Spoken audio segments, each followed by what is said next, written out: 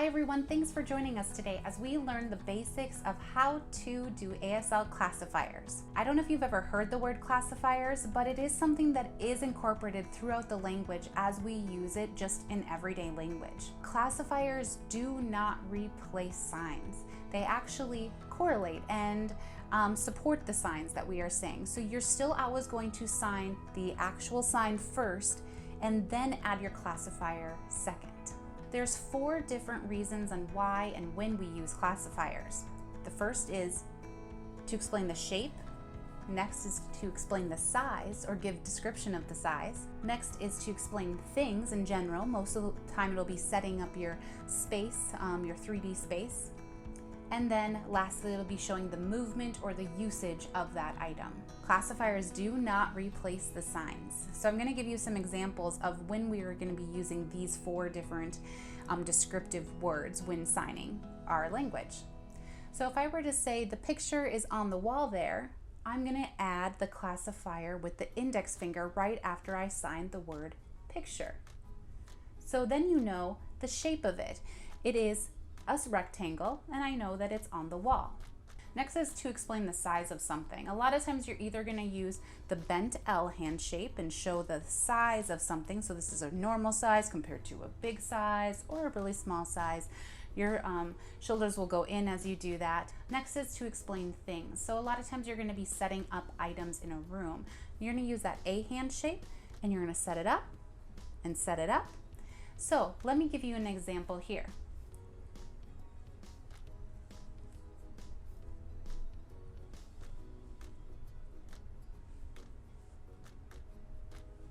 I'm going to show you a few things of what happened in that explanation. First, what I did is I said couch and I set it up over here and I added another classifier, which was a bent 5 classifier, just saying that in that general area that's where it is. Then I went over here and I signed TV and then added the perimeter that it was on the wall. What is really cool about classifiers is that I actually give you more information than my actual signs. So what you know now is that the room is set up and the couch and the TV are opposites from each other without me even signing the word opposite. So now our last one, the usage of it. A lot of times this is going to be moving vehicles. This is also going to be how we use certain hand tools. Okay, so for moving vehicles, we always use the number 3 hand shape. You tilt it on its side and move it back towards you. You're going to show how that car moves. Maybe it's sliding on the ice, all right? So maybe it's going up a hill. I can say all of those things without actually adding a whole bunch of other signs, just by showing the car and then it's doing this, or the car and then it's kind of going up the hill. All right, and then the last one I kind of want to explain to you is also showing people. So people, there's a few different ways on how we show it. We have the one index person, so they're walking, they're meeting each other. We can also bend our, have our V upside down, and now the person is walking. If they are doing this, now they're hiking up a hill just by having that bent V move like that. Whenever we have a bent V, I always think of a person sitting, okay? So if we got a boat and then the person sat in the boat. We could also show maybe everybody is in a roller coaster car and we're all sitting together in that roller coaster car. Now, if you have a whole big group of people, let's say I'm sitting in an audience, you're actually going to use your full hand, bend all your fingers so there's many people sitting and you have the audience.